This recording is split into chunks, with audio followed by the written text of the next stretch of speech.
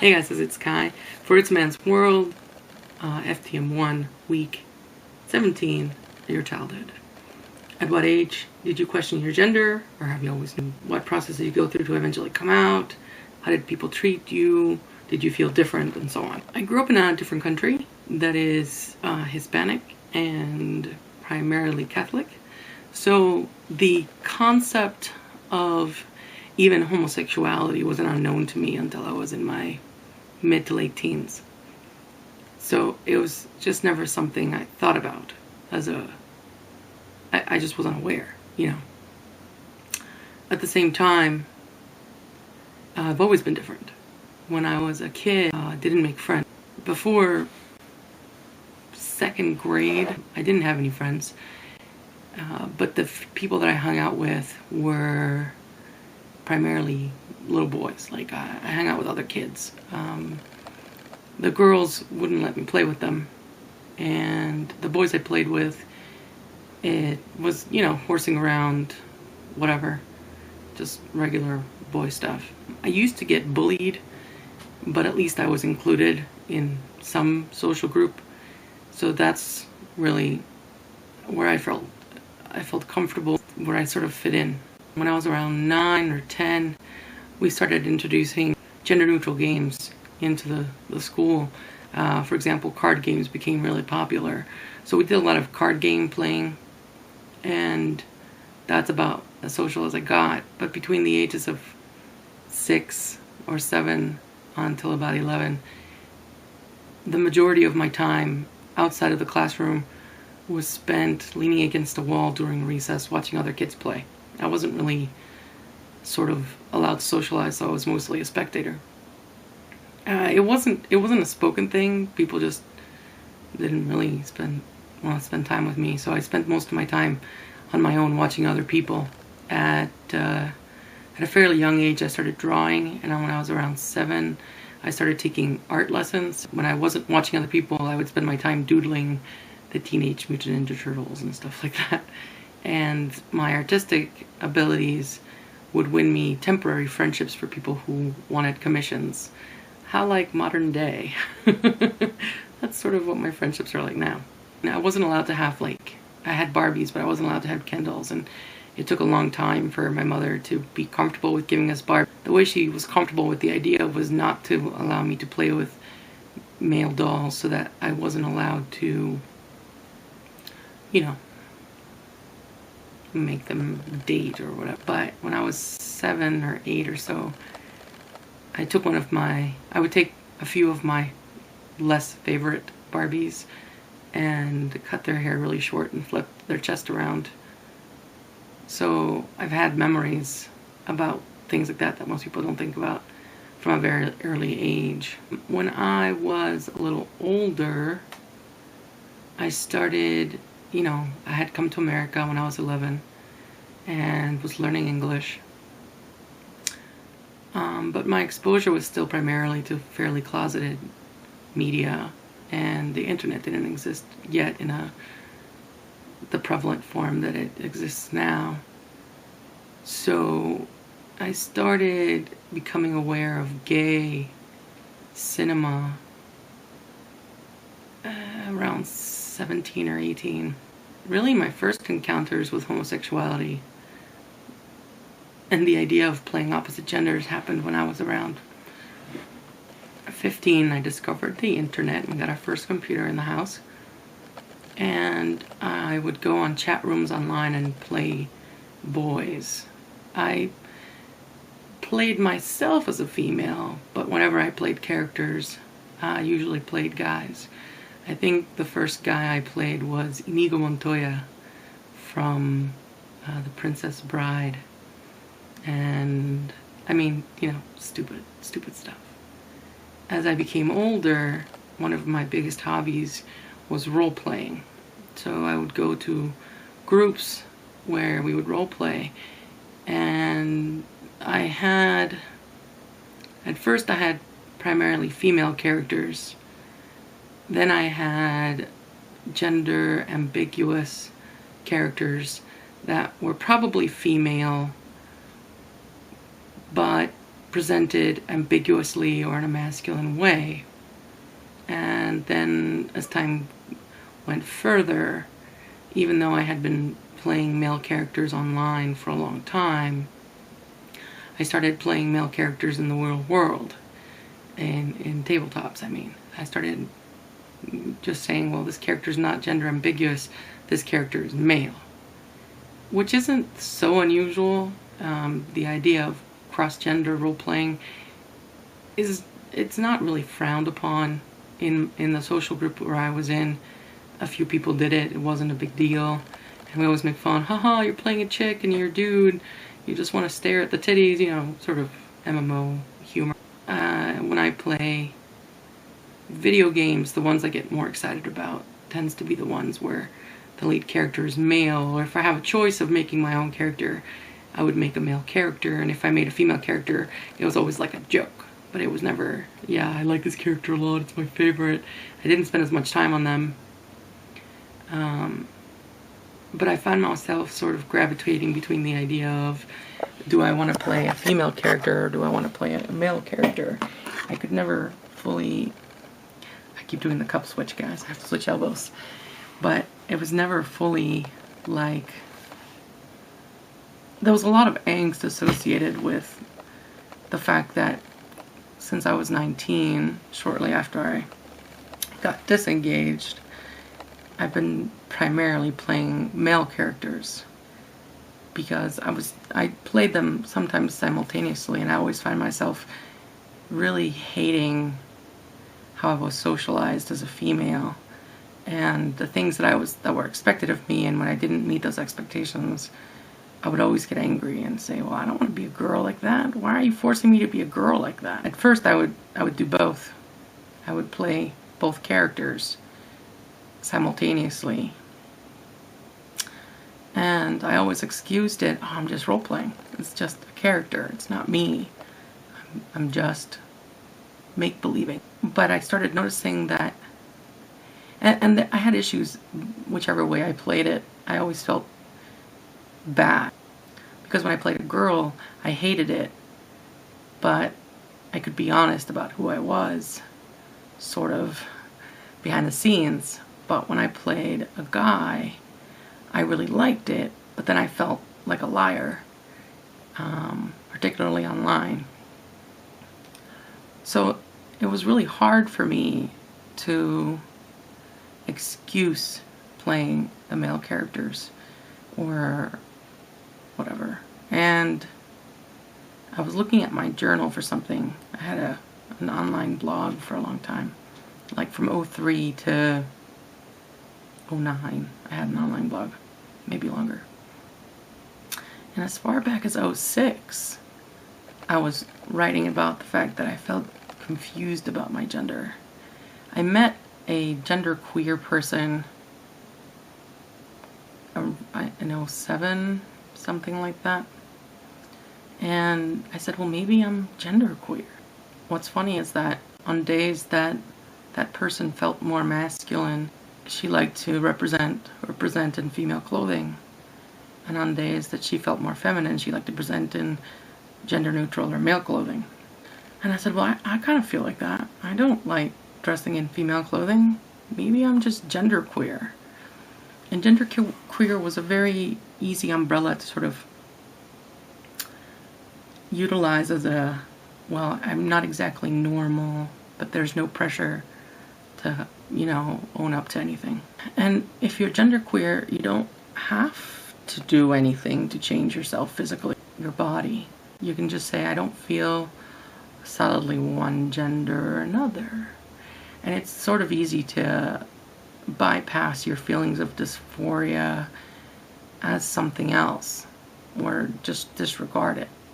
So I was under that gender neutral or genderqueer flag for a while, but I started really embracing that after I got tired of pretending that I was a lesbian. I got sort of annoyed at the idea of dating girls because it's not really where my interests lie. And I just really hated being a girl, and just after enough time of that, I kind of gave it up.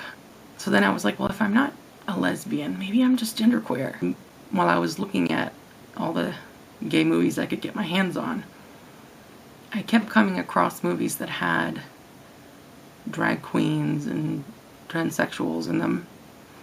And of course, 90% of them were, in fact, all of them up to that point, were male to females.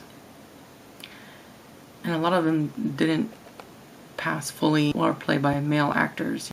2 or 3 years ago, there was an article in the Washington Post about transgendered individuals. They had pictures of M to Fs and F to Ms, and like 3 or 4 of each, and saying, they're human beings, they're people too, and here's a few portraits of transgendered individuals. And I remember looking at the M to Fs and thinking, wow, they're beautiful women. And then looking at the F to Ms, and most of them just looked like fat girls with beards. It was really weird. But that's when I really started thinking, well, if these people can do it, even if they don't fully pass, I can be a fat bearded man, woman, person. And I just really started to get sick and tired of feeling guilty for the gender I saw in my head and for who I wanted to socialize with and how I wanted to socialize. My female friends, the few that I have, always complain that I have so many male friends, and they always feel outnumbered in the estrogen versus testosterone department. But I just have a really hard time relating to girls unless they're very geeky, and then the geekiness is where our friendship meets. As soon as that connection is over, I have nothing to talk to them about. I finally just realized, this isn't me. I don't feel right this way. I should just be honest. And it took a long time. It took 10 years of sort of becoming very self-aware and noting my discomfort to really sort of put the pieces together. Hindsight is 20/20. So looking back, you notice all these things about your childhood and your past that just make it very obvious. When I was very little, it was very non-optional to not present very feminine. But I remember once I got to be 9 or 10 years old, I was able to sort of pick my own clothing, and I started wearing lots of jeans and lots of shorts, and I became very attached to my brother's clothing, like his t-shirts and stuff. So that's always sort of been, well, I don't want to be a girly girl. And I really tried. When I was in high school, I was surrounded by girls. I went from a co-ed school to an all-girl school, and I was forced to wear the little kilt and the shirt, and the socks had to be a particular way. It was very ridiculous, and I just always hated it. When I was 16, I went shopping in the men's department with my mother, and I bought men's pants and men's flannel shirts, and I wore them everywhere. I was like, it was inseparable, just how much I loved that clothing and how much I hated the girl clothing. But I still tried really hard to be a girl. I went on dates and tried to wear dresses and stuff, and I always felt just awful, like awkward and strange, like it just never made sense. I was really into makeup when I was a teenager as a way of compensating. It's an artistic endeavor for me. I mostly did it in private, like in the middle of the night in my room. I would just sit with a makeup kit and just do my face over and over and over and over, just so that maybe if I did it a certain way, I could look in the mirror and not hate what I saw. It's weird. And there's a lot of weird issues related to my childhood and how I was brought up and my parents and stuff. I mean, the girls never liked me in school. I was only friends with bullies. and other than bullies, no one really talked to me. The teachers always paid me extra attention because my mother was a teacher in the school. But they just didn't get me, and they kept trying to give me advice. And no matter what I did it wrong, and I always got detention. So the struggle to fit in has been there my whole life. And very persnickety, and I hate busy work in school. I'm very smart, and by the time people are getting to their homework, I already feel like I know the material, and so I resent having to do the homework. I mean, it's retarded. My childhood was, and my adolescence were very complicated for many reasons.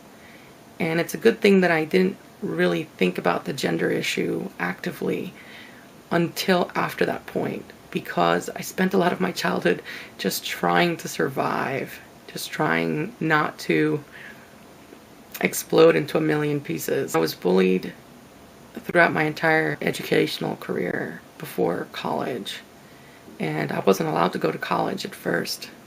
So there were many years between high school and college, and my many attempts at college.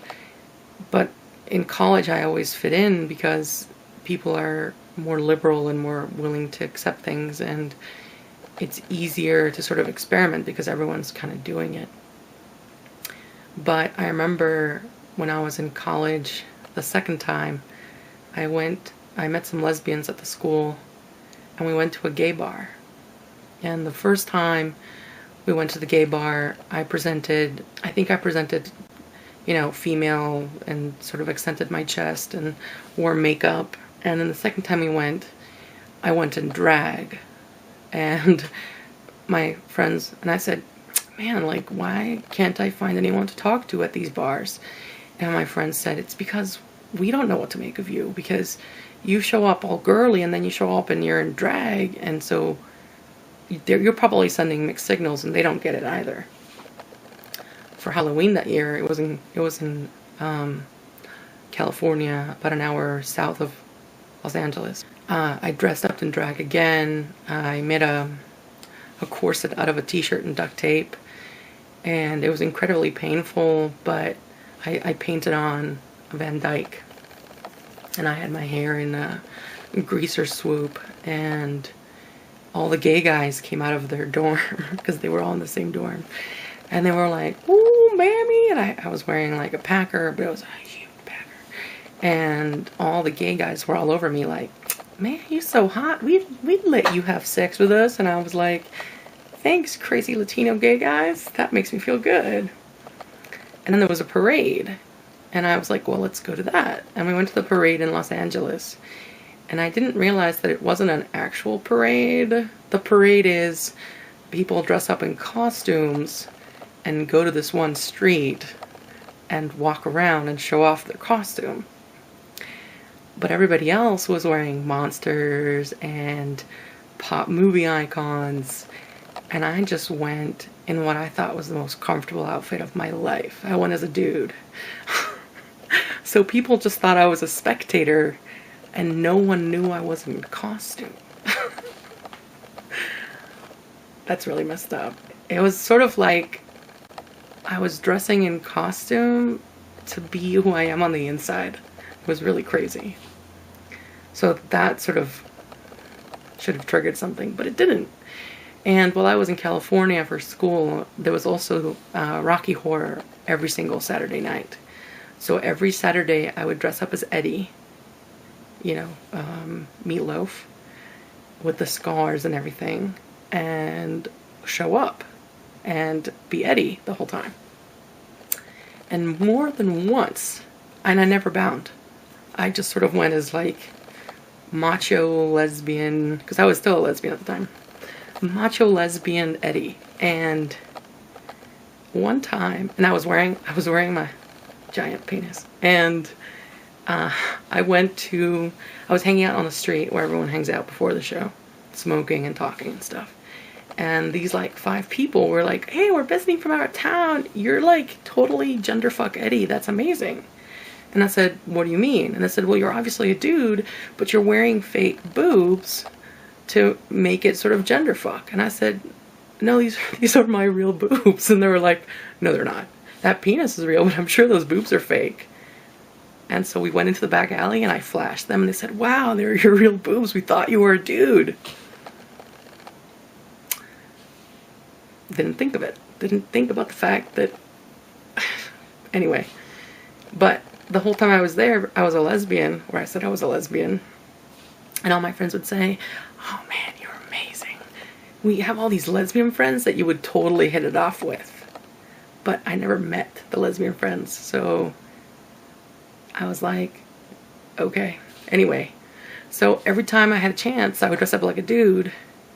And I also got really into drag kings. When I was 16, I worked in a bookstore and I saw this book about drag kings and I just became really into them. Like, I was like, wow, these are lesbians who dress up like dudes. That's amazing. I never made the connection. I haven't thought about that in 15 years.